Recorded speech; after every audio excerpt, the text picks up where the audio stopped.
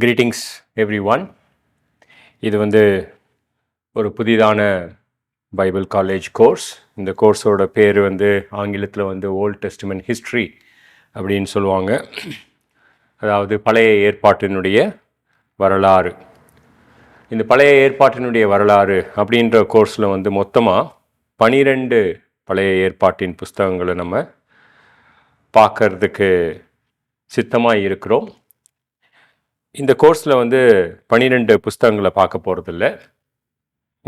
Only 8 books, அதாவது 8 புஸ்தகங்களை பார்க்க சித்தமாக இருக்கிறோம். அதனால் இது பழைய ஏற்பாட்டின் வரலாறு பார்ட் 1. அப்புறமா இன்னொரு கோர்ஸில் பழைய ஏற்பாட்டின் வரலாறு பார்ட் 2 அதை பண்ண போகிறோம்.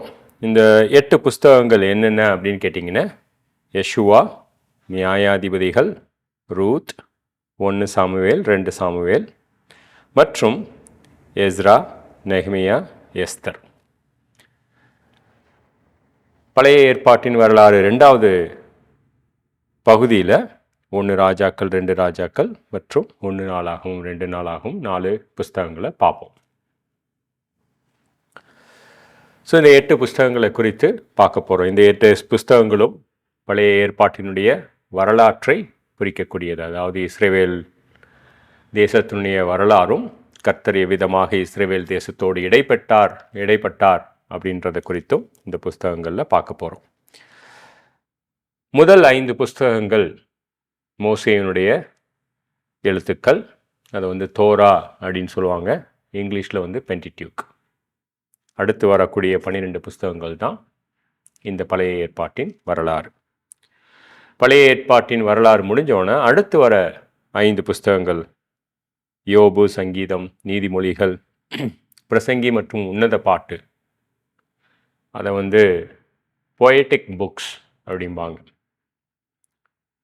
கவிதைகளாக, சங்கீதங்களாக எழுதப்பட்ட அந்த புஸ்தகங்கள். அதுக்கப்புறமா 5 நெடு தீர்க்கதரிசிகள்.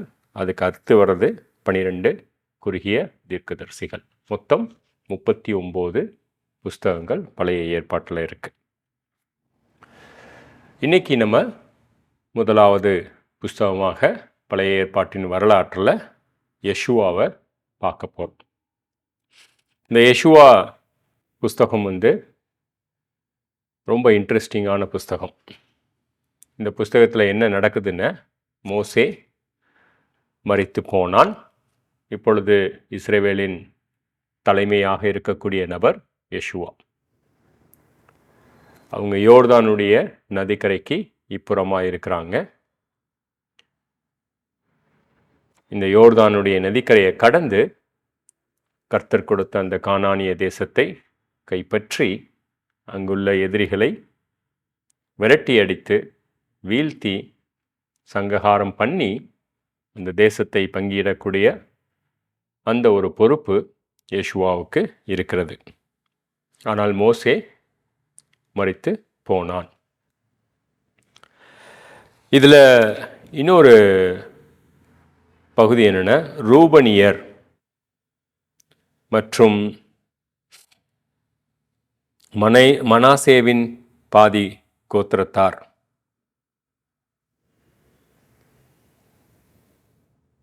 காத்தியர், இவங்களுக்கு யோர்தானுடைய நதிக்கரைக்கு இப்புறமாக மோசே நிலங்களை கொடுத்திருக்கிறான். அதாவது 2 ட்ரைப்ஸ்க்கு இந்த பக்கம் நிலங்கள் ஏற்கனவே வந்துருச்சு. மிச்சம் இருக்கிற 9 ட்ரைப்ஸ், மொத்தமாக 12 ட்ரைப்ஸ், 12 கோத்திரங்கள், அவங்களுக்கு நிலம் யோர்தானுடைய நதிக்கரையை கடந்ததுக்கு அப்புறம் தான் இருக்கு. ஸோ அந்த கட்டத்தில் தான் யெஷுவா இங்கே இஸ்ரவேலருக்கு தலைமையான ஒரு நபராக பொறுப்பேற்கிறான். அந்த பொறுப்புன்றது ரொம்ப எளிமையான விஷயம் கிடையாது. கிட்டத்தட்ட 20 லட்சம் ஜனங்கள் மோசேயை தலைமையாக பார்த்து பழகி போன ஜனங்கள். கர்த்தர் மோசேயை கொண்டு 10 அதிசயங்களை எகிப்திலும் இன்னும் பல அதிசயங்களை வனாந்தரத்திலையும் பண்ணியிருக்கிறார். ஸோ மோசே கர்த்தருடைய தாசனாக நிரூபிக்கப்பட்ட ஒரு நபர். கர்த்தர் செய்த செயல்கள் மோசேயை கொண்டு மோசேயை கர்த்தருடைய தாசனாக மாத்திரம் நிரூபிக்கப்படாமல் கர்த்தர் நியமித்த ஒரு தலைமை பொறுப்பாக இஸ்ரவேலர்கள் பார்த்து பழகின போன நபர்கள். இப்போ யெஷுவா அந்த தலைமை பொறுப்பை எடுத்தோன்னே சில நபர்கள் யெஷுவாவுக்கு எதிராக போகக்கூடும், அல்லது யெஷுவாவினுடைய தலைமை பொறுப்பை ஏற்றுக்கொள்ளாதிருக்கக்கூடும். அந்த ஒரு கட்டம். யெஷுவா இந்த ஜனங்கள், ரைட், பல லட்ச ஜனங்களை எப்படி கடந்து கூட்டிகிட்டு போக முடியும், எப்படி நிலத்தை பிரித்து கொடுக்க முடியும். ப்ராப்பர்ட்டி டிவிஷன் எப்போவுமே பிரச்சனையாக தான் நம்ம வாழ்க்கையில் இருந்திருக்கு. ஸோ அந்த விஷயங்களை செய்கிறதுக்கு நான் தகுதி உடையவனா, அந்த மாதிரி ஒரு சந்தேக படக்கூடிய இடத்துலையும், ஒரு பயந்து போன இடத்துலையும், ஒரு கலக்கமடைந்த இடத்துலையும் யெஷுவா இருக்க முடியும். 2 கொரிந்தியர் 3வது அதிகாரம் 5வது வசனம், கர்த்தருடைய ஊழியத்தை செய்ய நம்முடைய தகுதி கர்த்தராலே ஆகும் அப்படின்னு சொல்லி பவுல் ரொம்ப அழகாக எழுதியிருப்பான். கர்த்தருடைய ஊழியத்தை செய்கிறது ஒரு மாமிச செயல் அல்ல, இது ஆவிக்குரிய செயல். கர்த்தர் நம்முடைய வாழ்க்கையில் இடைப்பட்டால் ஒழிய கர்த்தர் செய்யும் விதமாக இந்த ஊழியத்தை செய்யுதுன்றது ஒரு அரிதான காரியமாக இருக்கும். நீங்கள் எந்த இடத்துல இருக்கீங்க அப்படின்னு தெரியல. யெஷுவா போல நம்ம பல இடங்களில் இருக்கக்கூடும். ஒரு ஸ்கூலில் இருந்து வேலையை விட்டுட்டு இன்னொரு ஸ்கூலுக்கு ஜாயின் பண்ணும்போது அந்த ஸ்கூலு நம்மளுடைய தகுதிக்கு அப்பாற்பட்ட விஷயமாக இருக்குது. அங்கே உள்ள ஸ்டூடெண்ட்ஸ் நம்ம வழி நடத்துறதுக்கு நாம் தகுதி கொண்டவர்களா, அந்த மாதிரி சந்தேக இடத்துல இருக்கலாம். அல்லது உங்களுடைய சிங்கிள் வாழ்க்கையை முடிச்சுட்டு திருமணத்தில் நீங்கள் நுழைந்திருக்கலாம். இந்த திருமணம் எப்படிப்பட்ட விஷயமாக இருக்குமோ அப்படின்னு சொல்லி ஒரு சந்தேகப்படக்கூடிய விதத்தில் இருக்கலாம். ஏன் நீங்கள் ஒரு புதிய பாஸ்டராக கூட இருக்கலாம், அல்லது ஒரு சண்டே ஸ்கூல் டீச்சராக நியமிக்கப்பட்ட நபராக, அல்லது ஒர்ஷிப் லீடராக, பல ஊழியத்தில் நீங்கள் ஒரு தலைமை பொறுப்பை எடுத்துட்டு தகைச்சி போகக்கூடிய ஒரு நிற்கக்கூடிய இடமாக இருக்கலாம். அந்த மாதிரி இடங்கள் நம்ம இடத்துல இருக்கும் பொழுது நம்ம யெஷுவாவை போல தான் இருக்கிறோம். அந்த யெஷுவாவுக்கு கர்த்தருடைய செய்தி 1வது அதிகாரத்தில் நமக்கு ஒரு உகந்த செய்தியாக இருக்கும்னு நான் கண்டிப்பாக நம்புகிறேன். அந்த செய்தி என்ன அப்படின்றது 1வது அதிகாரத்தில் பார்க்கலாம். கர்த்தருடைய தாசனாகிய மோசே மரித்த பின்பு 1:1, கர்த்தர் மோசேயின் ஊழியக்காரனாகிய நூனின் குமாரன் யெஷுவாவை நோக்கி, என் தாசனாகிய மோசே மரித்து போனான். இப்பொழுது நீயும் இந்த ஜனங்கள் எல்லோரும் எழுந்து யோர்தானை கடந்து இஸ்ரவேல் புத்திரருக்கு நான் கொடுக்கும் தேசத்துக்கு போங்கள். நான் மோசேக்கு சொன்னபடி உங்கள் காலடி மிதிக்கும் எவ்விடத்தையும் உங்களுக்கு கொடுத்தேன் அப்படின்னு கடந்த காலத்தில் சொல்கிறார். இவங்க கர்த்தர் அவருடைய வாக்குத்தத்தத்தில் நிறைவேற்றிய காரியமாக பார்க்கறது தான் இவங்க இந்த நிகழ்காலத்தில் தங்களுக்கு என்று எடுத்துக்கொள்ள வேண்டிய ஒரு இடத்துல தான் இருக்காங்க. கர்த்தருடைய சிந்தனையில் பல காரியங்கள் நமக்கு ஏற்கனவே நிகழ்ந்ததை தான் பார்க்குறார். ஆனால் நம்ம விசுவாசத்தின் மூலமாக கர்த்தருடைய சிந்தனையில் நிகழ்ந்த காரியங்களை நமக்கென்று எடுத்துக்கொள்ளக்கூடியது தான் நம்மளுடைய சுதந்திரம், இன்ஹெரிட்டன்ஸ் இங்கிலீஷில் சொல்லக்கூடிய வார்த்தை.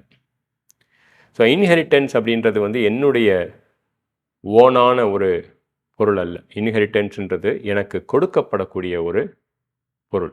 சுதந்திரம்ன்றது நான் சம்பாதித்ததல்ல, எனக்கு சுதந்திரமாக கொடுக்கப்பட்டது. ஸோ அநேக காரியங்கள் நம்மளுடைய கிறிஸ்துவ வாழ்க்கையில் ரட்சிப்புக்கு பின்பாக சுதந்திரமாக கர்த்தருடைய சிந்தனையில் கொடுக்கப்பட்டதாக அவர் பார்க்கிறார். அதை நாம் விசுவாசத்தின் மூலமாக ஏற்றுக்கொள்வதே நாம் செய்யக்கூடிய ஒரு செயலாக இருக்கிறது. அதுதான் இந்த புஸ்தகம். நம்மளுடைய இந்த புஸ்தகத்தினுடைய பயன்பாடு, பழைய ஏற்பாட்டில் நிகழ்ந்த இந்த புஸ்தகத்தினுடைய பயன்பாடு நமக்கு இவ்விதமாக இருக்கிறது.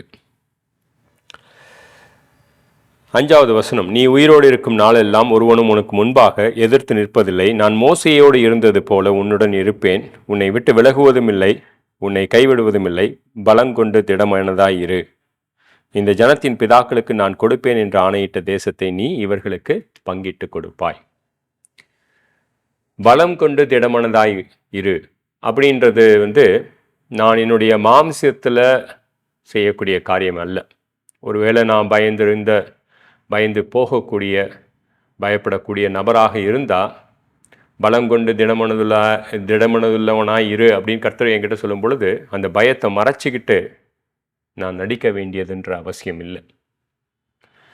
இந்த பலமானது எங்கிருந்து வருது அப்படின்றத நம்ம இந்த வசனத்தில் கற்றுக்கொள்ள வேண்டிய ஒரு விஷயமா இருக்குது. எபேசியர் 6 எதிரியை எதிர்த்து நிற்கும் பொழுது கர்த்தருடைய சத்துவத்திலும் வல்லமையிலும் பலப்படு அப்படின்னு கர்த்தர் நமக்கு சொல்கிறார். கர்த்தருக்குள் தான் இந்த பலம் இருக்கே தவிர நம்மளுடைய மாமிசத்தில் இல்லை. நம்மளுடைய மாமிசத்தில் இல்லாத ஒன்றை இருக்கிற மாதிரி நம்ம நடிக்கிறதுக்கு பேர் பலம் கொண்டு திடமனதுள்ளவனாய் இருப்பதற்கு சமானம் அல்ல. கர்த்தர் சொல்கிறாரு, நான் மோசையோடு இருந்தது போல 5வது வசனத்தில் உன்னுடன் இருப்பேன், உன்னை விட்டு விலகுவதும் இல்லை, உன்னை கைவிடுவதும் இல்லை. ஒரு சில பேர் கூட இருப்பாங்க, ஆனால் கைவிட்டுருவாங்க. ஆனால் கர்த்தர் கூட இருக்கிறது மட்டுமல்லாமல் நம்மை கைவிடுவதும் இல்லை. ஆகையால் பலம் கொண்டு திடமனதுள்ளவனாய் இரு அப்படின்றார். இந்த கரேஜ் அப்படின்றது ஆப்சன்ஸ் ஆஃப் ஃபியர் கிடையாது. தைரியம் அப்படின்றது பயத்தை எடுத்து போடக்கூடிய விஷயம் கிடையாது. பயம் இருக்கக்கூடிய இடத்தில் நான் கர்த்தர் என்னோடு இருக்கிறார் என்கிற அந்த ஒரு உண்மையின் விசுவாசத்தில் பலப்படுவது. சின்ன குழந்தைங்கள்லாம் பார்த்துருப்பீங்க நீங்கள். பயந்து ஒரு ரூம்லேருந்து இன்னொரு ரூமுக்கு போகாது ராத்திரி நேரத்தில். கூட அப்பாவோ அம்மாவோ இருக்கணும். அந்த அப்பா அம்மா அவங்களுடைய பிரசன்னம் அந்த குழந்தைக்கு ஒரு பலத்தை கொடுக்குது. ஸோ யெஷுவா என்பவன் கர்த்தருடைய பிரசன்னத்தின் மூலமாக, கர்த்தருடைய பிரசன்னத்தின் காரணமாக பலம் கொண்டு திடமனதுள்ளவனாய் இருக்க கட்டளையை பெற்றிருக்கிறான். கர்த்தருடைய பிரசன்னம் ரொம்ப முக்கியம். கர்த்தருடைய பிரசன்னத்தை தவிர்த்து நம்ம எதுவும் பெருசாக செயல்களை செஞ்சிட முடியாது. யாத்ராகமம் 33வது அதிகாரம் ஒரு நிமிஷம் நீங்கள் யோசித்து பார்த்தீங்கன்னா, மோசே இந்த 20 லட்சம் ஜனங்களை கூட்டிகிட்டு போகிறதுக்கு ஒரே ஒரு விஷயத்தை தான் கர்த்தர்கிட்ட நாடுவோம். அது என்னன்னு கேட்டிங்கன்னா கர்த்தருடைய பிரசன்னம். கர்த்தர்கிட்ட சொல்லுவான், நீங்கள் வரலைன்னா இந்த ஜனங்களை நான் இங்கேருந்து கூட்டிகிட்டு போகிறதுக்கு தயாராக இல்லை. உம்முடைய பிரசன்னம் மாத்திரமே எனக்கு ஒரு அங்கீகாரமாக இருக்கக்கூடிய விஷயம். ஆகையால் நீங்கள் ஒரு தேவதூதனை அனுப்புவதை விட நீங்கள் வந்தால் ஒழிய நான் இந்த இடத்துல இருந்து நகர மாட்டேன் அப்படின்னு சொல்லுவோம். ஸோ நிறைய பேர் நிறைய ஊழியங்களை கர்த்தருடைய பிரசன்னம் இல்லாமல் தங்களுடைய பலத்தில் செய்யலாம் அப்படின்னு நினச்சிக்கிட்டு இருக்காங்க. அது ஆகாத காரியம்.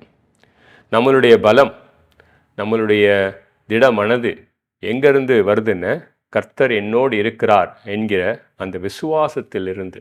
கர்த்தர் நம்மோடு இருக்கணும்னா நம்ம கர்த்தரோடு கூட நடக்கணும். கர்த்தருடைய பிரசன்னம் இருக்கும் எப்பொழுதும். எபேசியர் 1:13 பரிசுத்த ஆவியானவர் நாம் பெற்ற முத்திரையாக கர்த்தர் இயேசு கிறிஸ்து ஒரு நாள் அளவும் நம்முடன் கூட இருக்கிறார். அவர் நம்முடன் ஒற்று போகிறாரா அப்படின்றது என்னுடைய செயலை பொறுத்தது. நான் பாவப்பட்ட செயலில் நடந்துக்கிட்டு இருந்தேன்னா கர்த்தர் எனக்கு எப்படி அங்கீகாரம் கொடுக்க முடியும், அல்லது என்னை எப்படி அபிஷேகம் பண்ண முடியும்? கர்த்தரோடு கூட நடக்க வேண்டியது. ஆகையால் கர்த்தரா யெஷுவா கிட்ட என்ன சொல்கிறாரு? என் தாசனாகிய மோசே உனக்கு கற்பித்த நியாய பிரமாணத்தின்படி எல்லாம் செய்ய கவனமாயிரு. கர்த்தருடைய வார்த்தையின்படி நடக்கிறதுக்கு கவனமாயிரு. கர்த்தருடைய வார்த்தை இதை வேண்டாம் அப்படின்னு சொன்னால் அதை செய்ய வேண்டாம் என்று முடிவெடுத்து உள்ளவனாக இரு அப்படின்றார். மிகவும் பலம் கொண்டு திடமனதுள்ளவனாயிரு. நீ போகும் இடமெல்லாம் புத்திமானாய் நடந்து கொள்ளும்படிக்கு வலதுபுறம் இடதுபுறம் விலகாதிருப்பாயாக. என்னுடைய புத்தி, கவனித்து செயல்படக்கூடிய அந்த ஒரு திறமை, ஒரு காரிய சித்தம், கச்சிதமாக முடிக்கக்கூடிய அந்த ஒரு பக்குவம், அது எங்கேருந்து வருது? ஞானம் எங்கேருந்து வருதுன்னு பார்த்தா கர்த்தருடைய வார்த்தையிலிருந்து வருகிறது. ஸோ புத்திமானாய் நடந்து கொள்வதற்கு நான் பெருசாக ஒரு இன்டெலிஜென்ஸை தேடி அலையணும்னு அவசியம் இல்லை. கர்த்தருடைய வார்த்தையை எடுத்து அதை நான் என்னுடைய இருதயத்தில் வச்சாவே தாவீது சொல்கிற மாதிரி பாவத்திலிருந்து விலக்கப்பட்டவனாக ஒரு புத்திமானா நடக்க முடியும். உனக்கு கட்டளையிடவில்லையா, பலங்கொண்டு திடமனதுள்ளவனாயிரு, திகையாதே கலங்காதே, நீ போகும் இடமெல்லாம் உன் தேவனாகிய கர்த்தர் உன்னுடனே கூட இருக்கிறார். ஸோ இந்த ஒரு இன்ஸ்ட்ரக்ஷன், இந்த ஒரு அறிவுரை, இந்த ஒரு புத்திமதி, இந்த ஒரு போதகம் எந்த நபருக்கு தேவையாக இருக்குது அப்படின்னு பார்த்தீங்கன்னா, யாராவது ஒருத்தர் புதிதான ஒரு ஊழியத்தில் ஈடுபட்டு இருக்கும் பொழுது, அது கர்த்தருடைய ஊழியம் மாத்திரம் அல்ல, அது நம்மளுடைய இந்த உலகத்தில் செய்யக்கூடிய காரியமாக கூட இருக்கலாம். ரைட்? என்னுடைய வேலையாக இருக்கலாம், வெவ்வேறு இடங்கள் நீங்கள் யோசித்து பார்த்துக்கோங்க. அந்த மாதிரி இடங்களுக்கு நியமிக்கப்பட்ட ஒரு நபருக்கு என்று கொடுத்த ஒரு போதகமாக இருக்கிறது தான் இந்த போதகம். ஸோ யெஷுவா இந்த 2.5 ட்ரைப் யார் அப்படின்னு பார்த்தீங்கன்னா, காத்தியர், ரூபனியர் மற்றும் மனாசேல பாதி கோத்திரம். அவங்களுக்கு யோர்தானுக்கு இப்புறமாக ஆல்ரெடி நிலங்கள் கொடுக்கப்பட்டு இருக்கிறது. அந்த நபரை பார்த்து 12வது வசனத்தில் என்ன சொல்கிறான்னு பாருங்கள். பின்பு யெஷுவா ரூபனியும் காத்தியரையும் மனாசேயின் பாதி கோத்திரத்தாரையும் நோக்கி, கர்த்தருடைய தாசனாகிய மோசே உங்களுக்கு கற்பித்த வார்த்தையை நினைத்து கொள்ளுங்கள். உங்கள் தேவனாகிய கர்த்தர் உங்களுக்கு இளைப்பாற பண்ணி உங்களுக்கு இந்த தேசத்தை ஆல்ரெடி கொடுத்திருக்கிறாரே. உங்களுடைய பெண் சாதிகளும் பிள்ளைகளும் மிருக ஜீவன்களும் மோசே உங்களுக்கு யோர்தானுக்கு இப்புறத்திலே கொடுத்த தேசத்திலே இருக்கட்டும். உங்களில் உள்ள யுத்த வீரர் யாவரும் உங்கள் சகோதரருக்கு முன்பாக அணி அணியாக கடந்து போய் உங்களுடைய சகோதரருக்கு நீங்கள் யுத்தம் பண்ணி யோர்தானுக்கு அப்புறத்திலே அவங்களுக்கு அந்த எதிரிகளை விரட்டுவதற்கு நீங்கள் உதவி பண்ணணும் அப்படின்னு யெஷுவா கேட்குறான். ஏன்னா ஏற்கனவே மோசே அந்த உதவி பண்ணணும் என்கிற கட்டாயத்தின் அடிப்படையில், அந்த கண்டிஷன் அடிப்படையில் தான் இவங்களுக்கு இந்த நிலத்தை இந்த பக்கம் கொடுத்துருப்பான். அதை யெஷுவா சொல்லும் பொழுது அவங்களும் அதற்கு இடைப்படக்கூடிய விதத்தில் 1வது அதிகாரம் 17வது வசனத்தை சொல்கிறாங்க. நாங்கள் மோசேக்கு செவி கொடுத்தது போல உமக்கும் செவி கொடுப்போம். உம்முடைய தேவனாகிய கர்த்தர் மாத்திரம் மோசேயோடு இருந்தது போல உம்மோடும் இருப்பாராக. நீங்கள் எங்களுக்கு கட்டளையிடும் நீர் எங்களுக்கு கட்டளையிடும் சகல காரியத்திலும் உம்முடைய சொல்லை கேளாமல் உம்முடைய வார்த்தைக்கு முரட்டாட்டம் பண்ணுகிற எவனும் கொலை செய்யப்பட கடவன், பலங்கொண்டு திடமனதுள்ளாய் இரும் என்கிறார். இதுதான் 1வது அதிகாரம். ஸோ இப்போ 3 மற்றும் 4வது அதிகாரத்தை பார்க்க போகிறோம். இந்த அதிகாரத்தில் என்ன நடக்குதுன்னா, இந்த யோர்தான் நதியை இவங்க கடக்கணும். இந்த காலகட்டம் என்ன காலகட்டம் அப்படின்னு பார்த்தீங்கன்னா, அந்த யோர்தான் நதி புரண்டோடக்கூடிய காலகட்டம், தண்ணீர் அதிகமாக இருக்கக்கூடிய ஒரு காலகட்டம் தான் இந்த காலகட்டம். இந்த யோர்தான் நதியை கடந்து அப்புறமா போனதுக்கப்புறம் அவங்களுக்கு முதலாவது யுத்தம், எந்த யுத்தம் அப்படின்னு பார்த்தீங்கன்னா எரிகோ யுத்தம். அந்த எரிகோ மதில் இருக்குது. ரொம்ப பெரிய காரியங்கள் யோசுவாவுக்கு முன்பாக இருக்கிறது. யோசுவா நிதானமாக இவைகளை செய்ய வேண்டிய ஒரு இடத்துல இருக்கிறான். ஸோ 3 மற்றும் 4வது அதிகாரத்தில் யோர்தான் நதிக்கரையை இந்த இஸ்ரவேல் ஜனங்கள் மற்றும் யெஷுவாவின் தலைமையில் எப்படி கடந்து போகிறாங்கன்றதை நம்ம பார்த்துட்டு அப்புறமா 2வது அதிகாரத்துக்கு வரலாம். So let's move to chapter 3. அதிகாலமே 3:1. யோசுவா எழுந்திருந்த பின்பும் அவனும் இஸ்ரவேல் புத்திரர் அனைவரும் சீத்திமிலிருந்து பிரயாணம் பண்ணி யோர்தான் மட்டும் வந்து அதை கடந்து போகும் முன்னே அங்கே தங்கினார்கள். ஸோ இந்த இடத்துல கர்த்தர் யெஷுவாவுக்கு எப்படி யோர்தான் நதியை கடந்து போக போகிறாங்கன்றத சொல்கிறார். உங்களுக்கு அந்த செங்கடலை கடந்து போனது ஞாபகம் இருக்குல்ல? செங்கடலை எப்படி கடந்து போனாங்க? மோசே என்னும் கர்த்தருடைய தாசனுடைய கோலை அவன் உயர்த்தி பிடித்த பொழுது கர்த்தர் அந்த செங்கடலை 2ஆக பிளந்தார். ஸோ அந்த வெட்டான் தரையிலே இவர்கள் கடந்து போனார்கள். ஸோ அந்த செங்கடல் மோசே என்னும் தாசனுடைய கையில் இருந்த அந்த ஆடுகளை மேற்கக்கூடிய கோலை கொண்டு கர்த்தர் செங்கடலை பிளந்தார். ஆனால் இங்கே யெஷுவாவுடைய கையில் ஒரு கோல் இல்லை. அதற்கு மாறாக கர்த்தருடைய ஜனங்களுடைய பாதம், இஸ்ரவேல் ஜனங்களுடைய பாதம், ஆசாரியர்களுடைய பாதம் அந்த உடன்படிக்கை பெட்டியை எடுத்துக்கிட்டு அந்த தண்ணீரில் படும் பொழுது அந்த தண்ணீரானது அந்த யோர்தான் நதியானது ரெண்டாக பிளந்து நீக்கும் பொழுது வெட்டாந்தரையில் இவங்க கடக்க போகிறாங்க. ஒரு ஸ்டேட்மெண்ட்டை நான் படித்தேன். இது அது ரொம்ப இன்ட்ரெஸ்டிங்கான statement.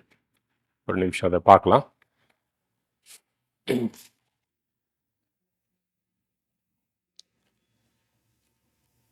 So Red Sea was split because of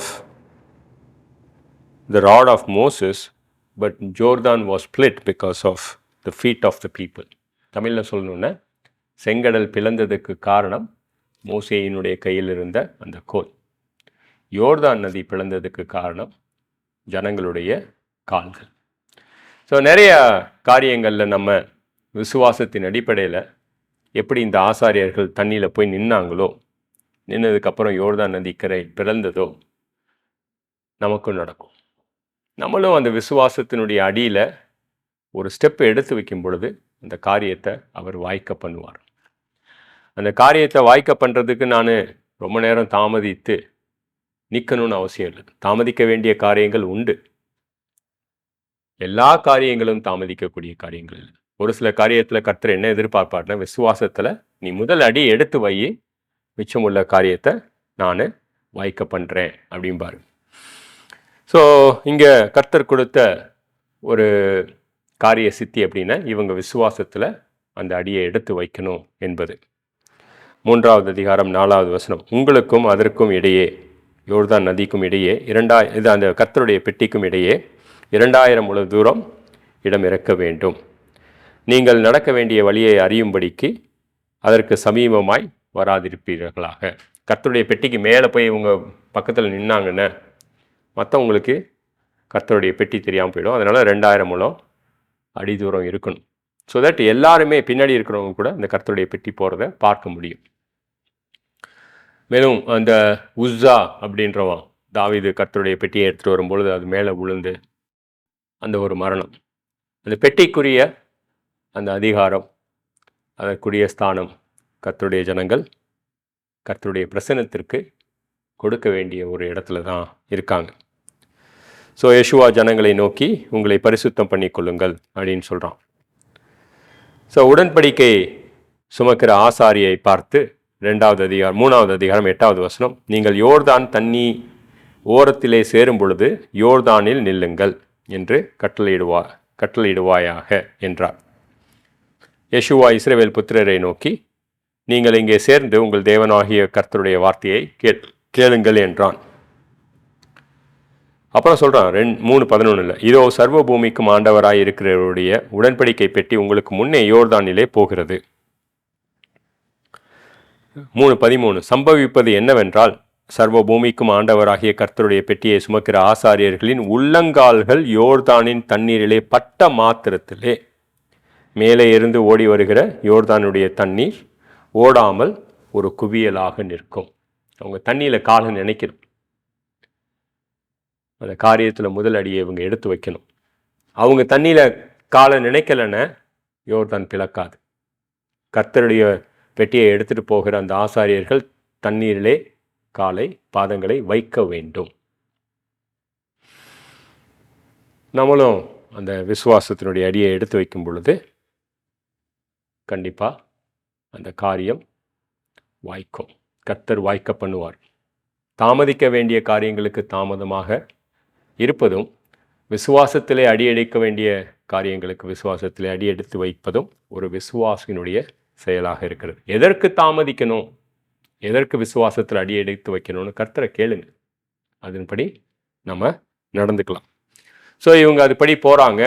யோர்தான் நதி பிளந்து நிற்கிறது. இந்த ஆசாரியர்கள் யோர்தானுடைய நடுவில் பாதைக்கு நடுவில் நிற்கிறாங்க கர்த்தருடைய பெட்டியை எடுத்துக்கிட்டு. ஸோ அவங்க நிற்கிற மட்டும் அந்த ஜனங்கள் அவங்கள கடந்து யோர்தானுடைய நதிக்கு அப்புறமா போகிறாங்க. அது எப்படி போயிருப்பாங்கன்னு யோசித்து பாருங்கள். வெட்டாந்தரையில் ரொம்ப ஃபாஸ்ட்டாக ஓடி இருப்பாங்க ஒரு சில பேர் அந்த நதியை பார்த்து வியந்து அதை கடந்து போயிருப்பாங்க. இந்த இடத்துல யோசுவாவினுடைய தலைமையினுடைய அங்கீகாரம் கர்த்தர் ரொம்ப அழகாகவே ஜனங்களுக்கு எடுத்து காண்பிக்கிறார். ஸோ இவங்க கடந்து போனதுக்கப்புறம் 4வது அதிகாரத்தில் ஒரு உன்னதமான செயல் கர்த்தர் செய்ய சொல்கிறார். இது எதுக்காக செய்ய சொல்கிறாருன்னா, வரப்போகிற இவங்களுக்கு அடுத்து இருக்கக்கூடிய ஜனங்களுக்கு, இவங்களுடைய பிள்ளைகளுக்கு, நெக்ஸ்ட் ஜெனரேஷனுக்கு இந்த காரியம் ரொம்ப முக்கியம். ஸோ 4th சாப்டரில் நடக்கக்கூடிய விஷயம் என்னன்னு கேட்டிங்கன்னா, அடுத்த ஜெனரேஷன், இவங்க யோர்தானுடைய நதியை கடக்கிறது மாத்திரம் கர்த்தர் சிந்திக்கலை, அடுத்த ஜெனரேஷனுக்கு இந்த ஒரு உண்மை சம்பவத்தை எப்படி கற்பிக்கிறது அப்படின்றதுக்கு ஒரு அடையாளமாக 4வது அதிகாரத்தை கர்த்தர் கொடுத்திருக்கிறார். ஜனங்கள் எல்லோரும் 4:1 யோர்தானை கடந்து தீர்ந்த பொழுது கர்த்தர் யோசுவாவை நோக்கி, நீங்கள் ஒவ்வொரு கோத்திரத்திற்கு ஒவ்வொருவராக ஜனங்களில் 12 பேரை தெரிந்து கொண்டு யோர்தான் நடுவிலே ஆசாரியின் கால்கள் நிற்க இடத்திலே 12 கற்களை எடுத்து அவைகளை உங்களோடு அக்கறைக்கு கொண்டு போய் நீங்கள் இன்று தங்கும் ஸ்தானத்திலே அவைகளை வையுங்கள் என்று அவர்களுக்கு கட்டளையிட்டார். ஒரு நிமிஷம் யோசித்து பாருங்கள். ஜனங்கள் எல்லாம் கடந்து போயிட்டாங்க. அந்த யோர்தானோட நடுவில் நிற்கிறது யார்? இந்த கர்த்தருடைய உடன்படிக்கை பெட்டியை சுமக்கிற ஆசாரியர்கள். இப்போ 12 கோத்திரத்தில் ஒவ்வொரு கோத்திரத்துலேயும் ஒவ்வொரு நபரை தெரிந்துக்கிட்டு அந்த நபர்கள் மறுபடியும் அந்த நதிக்குள்ளே வரணும். வந்துட்டு அந்த ஆசாரியர்கள் நிற்கிற இடத்துல இருந்து ஒவ்வொரு 12 கற்களை எடுத்துகிட்டு போயிட்டு இன்றைக்கி அவங்க எங்கே தங்குறாங்களோ அந்த இடத்துல ஒரு குவியலாக வைக்கணும். அவங்க தங்கின இடம் வந்து கில்கால். அந்த இடத்துல அவங்க இந்த குவியலை வைக்க போகிறாங்க. ஸோ அது எதுக்கு அப்படின்றதுக்கு 4வது அதிகாரம் 20வது வசனத்தில் இருக்குது. அவர்கள் யோர்தானில் எடுத்து கொண்டு வந்த அந்த 12 கற்களையும் யோசுவா கில்காலிலே நாட்டி இஸ்ரவேல் புத்திரரை நோக்கி, உங்கள் பிள்ளைகள் இந்த கற்கள் ஏதென்று என்று தங்கள் பிதாக்களை கேட்கும் பொழுது நீங்கள் உங்கள் பிள்ளைகளுக்கு அறிவிக்க வேண்டியது என்னவென்றால், இஸ்ரவேலர் வெட்டாந்தரையில் வழியாக இந்த யோர்தானை கடந்து வந்தார்கள். பூமியின் சகல ஜனங்களுக்கும் கர்த்தருடைய கரம் பலத்ததென்று அறியும்படிக்கு நீங்கள் சகல நாளும் உங்கள் தேவனாகிய கர்த்தருக்கு பயப்படும்படிக்கும், உங்கள் தேவனாகிய கர்த்தர் சிவந்த சமுத்திரத்தின் தண்ணீரை நாங்கள் கடந்து தீரும் மட்டும் எங்களுக்கு முன்பாக வற்றி போக பண்ணினது போல உங்கள் தேவனாகிய கர்த்தர் யோர்தானின் தண்ணீருக்கு செய்ததை நீங்கள் முன்பாக கடந்து தீரும் மட்டும் வற்றி போக பண்ணினார் என்று அறிவிக்க கடவீர்கள். நெக்ஸ்ட் ஜெனரேஷனுக்கு இது ஒரு அடையாளமாக இருக்க போகுது, ஒரு மெமோரியல். நம்மளுடைய வாழ்க்கையிலையும் கர்த்தர் நிறைய காரியங்களை பண்ணியிருப்பார். அதை ஒரு இடத்துல குறித்து வைக்கிறதோ, இல்லை அதனுடைய ஃபோட்டோகிராஃபை நம்ம வீட்டில் வைக்கிறதோ, அடுத்த ஜென்ரேஷனில் இந்த ஃபோட்டோகிராஃப் என்னப்பா அப்படின்னு கேட்டார்னா அதுக்கு பின்னாடி கர்த்தர் செய்த அந்த காரியங்களை நம்ம சொல்கிறது. அதன் மூலமாக அந்த அடுத்த ஜென்ரேஷன் ஜனங்கள் கர்த்தர் இன்னார் என்று அறியதற்கு ஒரு வாய்ப்பு இருக்குது. ஸோ உபாகமும் 6வது அதிகாரத்தில் 8வது அதிகாரத்துலலாம் பார்த்தீங்கன்னா கர்த்தர் வந்து நெக்ஸ்ட் ஜெனரேஷனுக்கு இது பண்ணணும் அப்படிம்பார். நெக்ஸ்ட் ஜெனரேஷனுக்கு இதை கர்த்தர் பண்ணணும் அப்படிம்பார். ரொம்ப முக்கியம். ஏன்னா Christianity is always one generation away. So நம்மளுடைய கிறிஸ்துவத்துவம் அடுத்த ஜென்ரேஷனுக்கு போகணுன்னா அதனுடைய பொறுப்பு நம்மளுடைய கையில் இருக்குது. ஸோ இது 3வது மற்றும் 4வது அதிகாரத்தில் பார்க்கும் பொழுது இந்த இஸ்ரவேலர்கள் யோர்தானை கடந்து சென்ற அந்த ஒரு நிகழ்வை பார்த்தோம். இஸ்ரவேலர்கள் விசுவாசத்திலே யோர்தானை கடந்து செல்வதற்கு ஒரு முக்கியமான நபர் இருந்தாங்க. அந்த நபர் யாருன்னு, ஒரு ஸ்திரீ. அது 2வது அதிகாரம். இந்த ஸ்திரீயினுடைய விசுவாசம்தான் இஸ்ரவேலர்களை பாதித்தது அப்படின்னு கூட சொல்லலாம். அந்த ஸ்திரீ யாரு அப்படின்னு பார்த்தீங்கன்னா ராகாப். அந்த ஒரு தனிப்பட்ட நபர், ஒரு புறஜாதியான ஸ்திரீ. எரிகோவில் வேவு பார்க்கறதுக்கு யெஷுவா 2 பேரை அனுப்பின பொழுது இந்த ஸ்திரீயை சந்திக்கிறாங்க. அந்த ஸ்திரீ அவளுடைய விசுவாசம் அந்த வேவுக்காரர்களை மாத்திரம் பாதிக்கவில்லை. அந்த வேவுக்காரர்கள் இந்த செய்தியை யெஷுவாவுக்கு எடுத்துகிட்டு வரும் பொழுது யெஷுவாவும் பாதிக்கப்பட்டு அதன் மூலமாக இஸ்ரவேலர்கள் அந்த விசுவாசத்தினால் பாதிக்கப்பட்டு இஸ்ரவேலர்களுடைய யோர்தான் நதி கடந்தல் கடந்து தீர்தல் நடக்குது. ஒரு சில சமயம் ஒரு காங்கிரிகேஷன் பெருசான காரியத்தை செய்கிறதுக்கு ஒரு குறிப்பிட்ட நபருடைய விசுவாசம் ரொம்பவே தேவைப்படுது. குடும்பத்தில் ஒரு பெருசான காரியம் நடக்கிறதுக்கு ஒரு நபருடைய விசுவாசம் உந்துதலாக இருக்கிறது. ஸோ அந்த ஸ்திரியை பார்க்குறது தான் 2வது அதிகாரம்.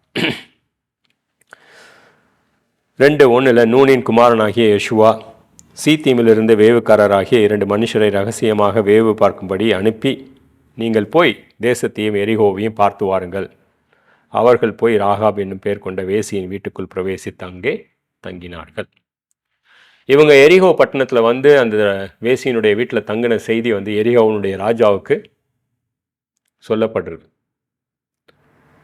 ஸோ அப்போ எரிகோவனுடைய ராஜா தன்னுடைய ஆட்களை ராகாப்புக்கு அனுப்பி அந்த வேவுக்காரர்கள் எங்கே அப்படின்னு கேட்குறார். 2வது அதிகாரம் 3வது வசனம். எரிகோவின் ராஜா ராகாப் பண்டைக்கு ஆள் அனுப்பி, உன்னிடத்தில் வந்து உன் வீட்டுக்குள் பிரவேசித்த மனுஷரை வெளியே கொண்டு வா, அவர்கள் தேசத்தை எல்லாம் வேவு பார்க்கும்படி வந்தார்கள் என்று சொன்னார்கள். இந்த இடத்துல வந்து ராகாப் அந்த வேவுக்காரர்களை காப்பாற்றுறான். அவங்க இங்கே வரலை, வந்தாங்க போயிட்டாங்க அப்படின்ற. நீங்கள் அவங்க இந்த தேசத்தை கடந்து போகிறதுக்குள்ளே நீங்கள் போய் பிடிக்கலாம் அப்படின்னு சொல்லி ராஜாவினுடைய ஆட்களை திசை திருப்புறான். திசை திருப்பிட்டு இந்த ராகாப் உள்ளே இருக்கக்கூடிய அந்த வேவுக்காரர்கள்ட்ட என்ன சொல்கிறாருன்னு பாருங்கள். அது 2வது அதிகாரம் 9வது வசனம். கர்த்தர் உங்களுக்கு தேசத்தை ஒப்பு கொடுத்தார் என்றும், உங்களை பற்றி எங்களுக்கு திகில் பிடித்திருக்கிறது என்றும், உங்கள் தேசத்தின் குடிகளுக்கு எல்லோரும் சோர்ந்து போனார்கள் என்றும் அறிவேன். நீங்கள் எகிப்திலிருந்து புறப்பட்ட பொழுது கர்த்தர் உங்களுக்கு முன்பாக சிவந்த சமுத்திரத்தின் தண்ணீரை வெற்றி போக பண்ணினதையும், நீங்கள் யோர்தானுக்கு அப்புறத்திலே சங்காரம் பண்ணின ஏமோரியரின் 2 ராஜாக்களாகிய சீகோனுக்கும் ஓகுக்கும் செய்த காரியத்தை கேள்விப்பட்டோம். இப்பொழுதும் 12 உங்களுக்கு நான் தயவு செய்தபடியினால் நீங்கள் என் குடும்பத்துக்கு தயவு செய்யும்படி கர்த்தரின் பேரில் எனக்கு ஆணையிடுங்கள்ன்றார். 11வது வசனம் ரொம்ப முக்கியமான வசனம். கேள்விப்பட்ட பொழுது எங்கள் இருதயம் கலந்தி போயிற்று, உங்களாலே எல்லோருடைய தைரியமும் அற்று போயிற்று. உங்கள் தேவனாகிய கர்த்தர் உயிரே வானத்திலும் கீழே பூமியிலும் தேவனானவர். கர்த்தர் மேலே இருக்கிற விசுவாசத்தை இவ சொல்கிறாங்க. சொன்ன உடனே இவங்களுடைய விசுவாசமும் பாதிக்கப்படுது. அப்படி திரும்பி வந்த ஜனங்கள் தான் வந்து யெஷுவா கிட்ட சொல்கிறாங்க.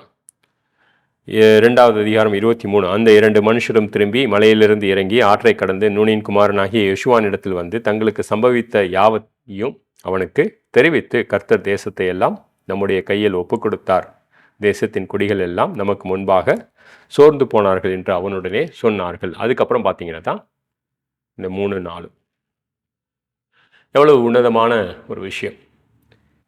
நானே பயத்தில் புலம்பிக்கிட்டு இருந்தேனே, என்னுடைய குடும்பத்தை இன்னும் பயத்தில் ஆழ்த்த முடியும். என்னுடைய விசுவாசம் என்னுடைய குடும்பத்துக்கு உறுதுணையாக நிற்கக்கூடிய ஒரு விஷயமாக இருக்குது. அதுதான் யெஷுவா 2வது அதிகாரம். ஸோ முடிவில் 5வது அதிகாரத்தை பார்த்துட்டு இந்த கிளாஸை முடிக்கலாம். இஸ்ரவேல் புத்திரர் கடந்து வந்துடுறாங்க யோர்தான். இப்போ ஒரு சில விஷயங்களை அவங்க என்ன பண்ண சொல்கிறார் கர்த்தர். அதனுடைய அர்த்தம், அதனுடைய பயன்பாடு நம்மளுடைய வாழ்க்கையில் எப்படி இருக்குன்றதை நம்ம பார்க்கணும். 5:2 அக்காலத்திலே யெஷுவாவை நோக்கி, நீ கருக்கான கத்திகளை உண்டாக்கி திரும்ப 2ஆம் விசை இஸ்ரவேல் புத்திரரை விருத்த சேதனம் பண்ணு என்றார். இந்த விருத்த சேதனம் அப்படின்றது என்ன அப்படின்னு நம்ம பழைய ஏற்பாட்டில் புரட்டி பார்த்தோன்னே, ஆபிரகாமுக்கு கர்த்தர் உடன்படிக்கை செய்த பின்பு அந்த உடன்படிக்கையின் அடையாள நிச்சயமாக கொடுத்த காரியம்தான் ஆண் பிள்ளைகளுக்கு பண்ணக்கூடிய விருத்த சேதனம். மாமிசத்தின் நுனித்தோலை எடுக்கிறது. இது நமக்கு எப்படி பொருந்தும் அப்படின்னு பார்த்தீங்கன்னா, கலோசேயர் 2வது அதிகாரத்துக்கு இங்கே வாங்க. 11வது வசனம். அல்லாமலும் நீங்கள் கிறிஸ்து இயேசுவை பற்றும் விருத்த சேதத்தினாலே மாமிசத்துக்குரிய பாவ சரீரத்தை களைந்து விட்டதினால் கையால் செய்யப்படாத விருத்த சேதனத்தை அவருக்குள் பெற்றிருக்கிறீர்கள். நம்மளுடைய விருத்த சேதனம் ஆணுக்காக இருக்கட்டும் பெண்ணுக்காக இருக்கட்டும், கிறிஸ்துவுக்குள் எவன் ஒருவன் விசுவாசிக்கிறானோ அந்த நபருக்கு நடந்திருக்கு. இது ஆவிக்குரிய ரீதியில் கையால் செய்யப்படாத விருத்த சேதனம். கொலோசியர் 2:11. இந்த விருத்த சேதனத்துடைய அர்த்தம் அதிலேயே இருக்கு. பாவ சரீரம் கலைந்தது, பழைய மனுஷன், ரைட்? இந்த பாவத்துக்கு காரணக்கர்த்தனாகி இருக்கக்கூடிய அந்த ஓல்டு சின் நேச்சர், பழைய மனுஷன் கிறிஸ்துவுடனே கூட சிலுவையில் அறையப்பட்டான். ரோமர் 6வது அதிகாரத்தினுடைய கோட்பாடு. ஞானஸ்தானத்திலே அவரோடே கூட அடக்கம் பண்ணப்பட்டவர்களாகவும் அதிலே மரித்தோரிலிருந்து எழுப்பின தேவனுடைய செயலின் மேல் உள்ள விசுவாசத்தினாலே அவரோடே கூட எழுந்தவர்களாகவும் நீங்கள் இருக்கிறீர்கள். கொலோசியர் 2:12. ஸோ பழைய மனுஷன் கிறிஸ்துவோடே கூட மரித்து போனான். இந்த ஒரு விசுவாசம் நம்மளுடைய ரட்சிப்புக்கல்ல, நம்மளுடைய சுத்திகரிப்புக்கு ரொம்ப முக்கியமான விசுவாசம். ரட்சிப்புக்குரிய விசுவாசம் கர்த்தர் இயேசு கிறிஸ்து என்னுடைய பாவத்துக்காக சிந்தின இரத்தமும் சிலுவையிலே அவருடைய மரணமும், அடக்கம் செய்யப்பட்டால் 3ஆம் நாள் உயிர்த்தெழுந்தார். சுத்திகரிப்பினுடைய விசுவாசம் எங்கே இருக்குதுன்னு பார்த்தீங்கன்னா, என்னுடைய பழைய மனுஷன் மரித்து போனான், நான் பழைய மனுஷன் அல்ல. ரோமர் 7வது அதிகாரம் கர்த்தர் கொடுத்த கோட்பாடு ரொம்ப அழகாக ரோமர் 6 மற்றும் 7 பவுலினால் எழுதப்பட்டிருக்கிறது.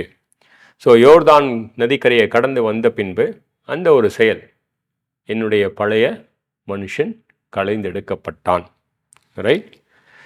ஸோ நான் 5வது அதிகாரம் யோசுவா 4ல், யோசுவா இப்படி விருத்த சேதனம் பண்ணின முகாந்தரம் என்னவென்றால், எகிப்திலிருந்து புறப்பட்ட சகல ஆண் மக்களாகிய எல்லா யுத்த புருஷர் எகிப்திலிருந்து புறப்பட்ட பின்பே வனாந்தரத்திலே மாண்டு போனார்கள். எகிப்திலிருந்து புறப்பட்ட எல்லா ஜனங்களும் விருத்த சேதம் பண்ணப்பட்டிருந்தார்கள். அவர்கள் எகிப்திலிருந்து புறப்பட்ட பின்பு வழியிலே வனாந்தரத்திலே பிறந்த சகல ஜனங்களும் விருத்த சேதனம் பண்ணப்படாமல் இருந்தார்கள்.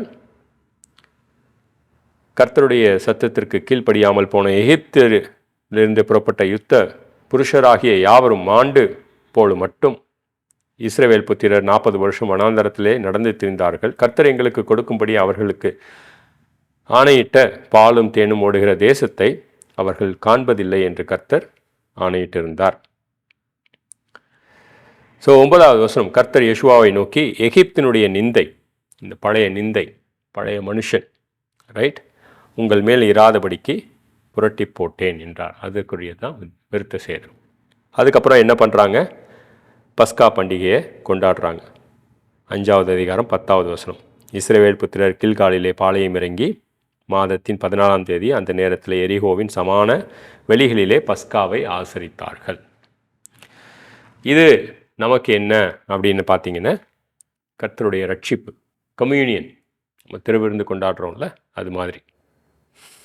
ஸோ 1 கொரிந்தியர் 5 பார்த்தீங்கன்னா ரொம்ப சூப்பராக இருக்கும்.